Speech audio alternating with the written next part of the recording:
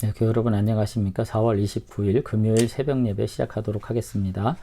오늘 함께 나눌 성경 말씀은 시편 122편이 되겠습니다. 표제로부터 시작해서 9절까지 제가 봉독해 드리겠습니다. 다윗의 시 곧 성전에 올라가는 노래. 사람이 내게 말하기를 여호와의 집에 올라가자 할 때 내가 기뻐하였도다. 예루살렘아 우리 발이 내 성문 안에 섰도다. 예루살렘에 너는 잘 짜여진 성읍과 같이 건설되었도다. 지파들 곧 여호와의 지파들이 여호와의 이름에 감사하려고 이스라엘의 전례대로 그리로 올라가는도다. 거기에 심판의 보좌를 두셨으니 곧 다윗의 집의 보좌로다. 예루살렘을 위하여 평안을 구하라. 예루살렘을 사랑하는 자는 형통하리로다. 내 성 안에는 평안이 있고 내 궁중에는 형통함이 있을지어다. 내가 내 형제와 친구를 위하여 이제 말하리니 내 가운데 평안이 있을지어다. 여호와 우리 하나님의 집을 위하여 내가 너를 위하여 복을 구하리로다. 아멘. 여기 역시 이제 순례 기도가 이제 나오고 있는데 오늘 여기 예루살렘의 평화를 위한 기도를 계속해서 이제 하고 있는 것을 볼 수가 있습니다. 그런데 여기 지금 예루살렘 성전을 향해서 여호와의 집이라고 이제 표현하는 것은 실제로 이제 그 성막과 언약궤를 그 솔로몬을 통해서 이제 안치하고 성전을 세운 이후로부터 예루살렘을 이제 여호와의 집 이렇게 불렀던 것이고요. 그러니까 이제 예루살렘을 향한 이스라엘의 관점은 두 가지가 있습니다. 그러니까 다윗이 믿음을 가지고 여부수족을 내쫓고 출애굽의 거룩한 종지부를 찍은, 그래서 하나님의 거룩한 언약이 성취된 도성이 결국은 예루살렘인 것이고요. 두 번째는 결국 그곳에 하나님의 전이 들어섬으로써 여호와의 소유된 집이 된 것. 이 두 가지가 이제 가장 중요한 예루살렘에 대한 유대인들이 가지고 있는 정서죠.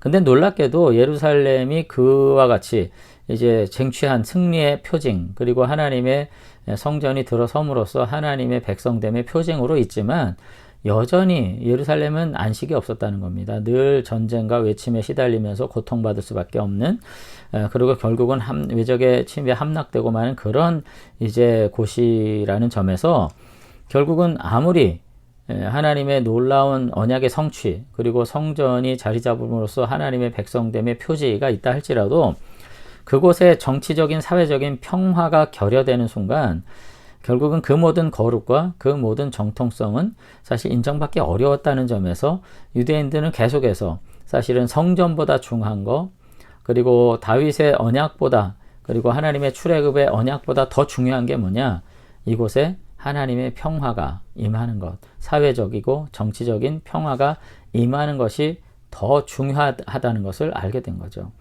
그래서 이제 그 6절부터 보면은 예루살렘을 위하여 평안을 구해라. 또 내 성 안에는 평안이 있고 내 중통에 형통함이 있을지어다. 뭐 이런, 그리고 내가 내 형제와 친구를 위하여 이제 말하리니 내 가운데 평안이 있을지어다. 이와 같은 어떤 샬롬, 평화에 대한 안식과 구원이 계속해서 요청된다는 점은 결국은 종교적인 어떤 거룩, 그리고 어떤 언약의 성취라고 하는 그 종교적인 어떤 명분도 현실의 평화가 담보되지 않는 한 그 어떤 거룩도 어떤 정치적 명분도 의미가 없었다는 것을 명확히 알 수 있는 겁니다. 그런 점에서 이스라엘 백성들이 늘 샬롬으로 인사하고 이것을 구했다는 것은 어떻게 보면 참 역설적인 거예요. 근데 하나님께서 이 백성을 통해 가지고 이와 같은 역설적인 은혜를 주신 거 우리가 알 수가 있습니다. 저는 뭐 오늘 말씀 굉장히 짧은 시편이기 때문에 저도 좀 정리를 하자면, 여러분 우리 안에 교회가 또 가정이 정치가 아무리 위대한 성공과 승리를 쟁취하고 어떤 명분과 정치적인 의도를 가지고 우리가 정말 성공적인 자리를 점한다 할지라도 평화가 없이는, 안식이 없이는 그 모든 것들은 빛을 잇는다는 것이에요. 그러면 우리가 그 평화를 위해서 무엇을 해야 될지 우리가 다시 한번 깊이 생각할 수 있었으면 좋겠습니다.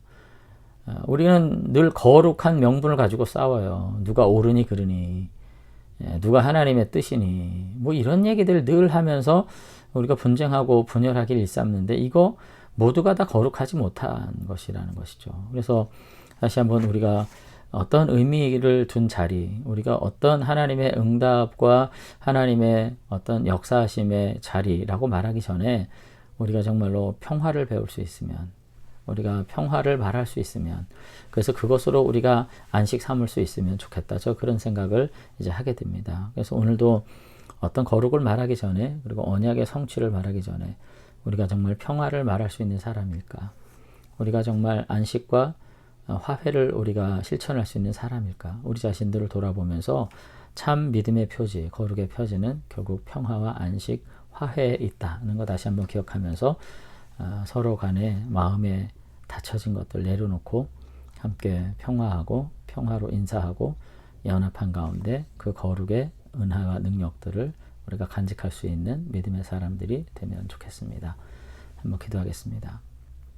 하나님 아버지, 오늘 평화의 기도를 예루살렘을 향하여 드렸던 유대인들을 바라보면서 오늘 우리들이 다시 한번 교회 안의 평화가, 우리의 가정 안의 평화가, 우리 모든 관계 속에 하나님의 안식이 임하는, 바로 그것을 위해서 우리가 스스로 우리 자신들을 내어줄 수 있는 참 믿음의 사람들 되도록 하나님께서 우리 붙잡아 주시기를 원합니다. 하나님께서 이 땅의 모든 분쟁이 있는 곳에, 갈등이 있는 곳에, 분열이 있는 곳에 다시 한번 일치와 평화를 그리스도 안에 회복되기를 온전히 기도합니다. 우리 성도들이 한국교회가 모든 분열의 역사를 그치고 갈등의 한가운데에서 다시 한번 민족과 체제, 그리고 모든 시대와 모든 세대를 부여할 수 있는 참 평화의 공동체로 회복되게 하시고, 우리 모든 믿음의 가정들마다 하나님이 주시는 평화로, 샬롬으로 다시 한번 새롭게 하나님의 거룩을 체험하는 아름다운 가정들, 공동체들 될 수 있도록 축복해 주시옵소서. 주께서 우리를 이 안식 가운데 부르셔서 이 안식의 능력으로 결국 하나님의 거룩을 세워주실 줄로 믿사오고 예수님 이름으로 기도드리옵나이다. 아멘.